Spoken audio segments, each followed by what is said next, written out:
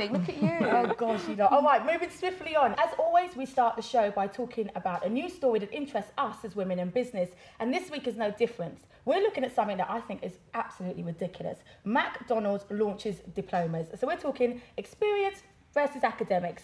Ladies, what do we think? Why do you think it's ridiculous? I think it's... Is it because it's McDonald's? It's not if it was because Sachs, McDonald's. would you think differently about it? You know what it is? I think that there is a apprentice route, and I completely approve of that, and I think that's great for some people, and I think there's an academic route, and I think let's not confuse the two. If you're going mixing the two together is great. I think sort of the polytechnics that became the new universities. They've always yeah, I am. They've always had a history of mixing work placements alongside your degree. So I think it's very, very relevant. I mean, at the Empire we do accredited training, which is great for the arts. Don't call it an A-level or a replacement of an A-level. Yeah, but it is up to level. Is it level 2, level? It's level 3 and level 4. Is it level 3 and level 4? Which is an A-level equivalent, isn't it? Yeah. Okay, so what do you guys think then? I have no problem with that. I think it's a modern-day apprenticeship. McDonald's is a fantastic international corporation that you can get, hands-on experience, and you have to study at the same time. I think it's fantastic. I have a friend who went through the management program in McDonald's. I mean, she ended up in New York and stuff, and it's fantastic. She's still at McDonald's, or she moved to Burger King now? Oh, that's harsh. That's really harsh.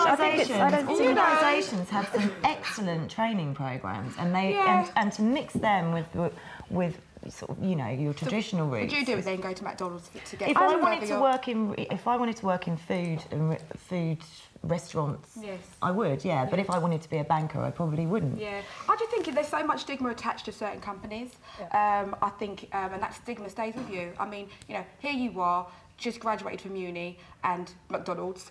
And, you go for a job with Goldman Sachs and you bring out your qualification. You wouldn't. And you'd probably be more qualification. Yeah, they are. You'd probably be more likely to go to Whitbread, wouldn't you? Possibly, but you might want to change as you do. I just think it might be a bit of an embarrassing thing to have on your CV. Go on. I think, McDonald's, they have a transitional, for jobs for students, etc. But there's this other program. If you want to get an A-level, that's totally fine. Yeah. And so many franchises and things these days are based around McDonald's. It's a fantastic corporation from the business side that people forget. Now, I'm agreeing with you. It is a great brand. It's a global organisation. But my problem is... great brand. Well, no, it is. As a marketeer, McDonald's is a fantastic brand. You go there and you buy junk, and you still buy junk, and you still buy junk, and they call it food. So it's a phenomenal brand. Yeah. However, a degree is a degree, an A-level is an A-level, an apprentice is an apprentice. And I just think that we will degrade the value of degrees if we start saying that by going to McDonald's and getting an apprentice, you're going to walk out with the same qualification. No, you're not. You're going to walk out with an A-level, not a degree. Well, you're still devaluing the A-levels. Do you know, on the flip side, though, on the flip side, I guess if you're somebody who had no interest in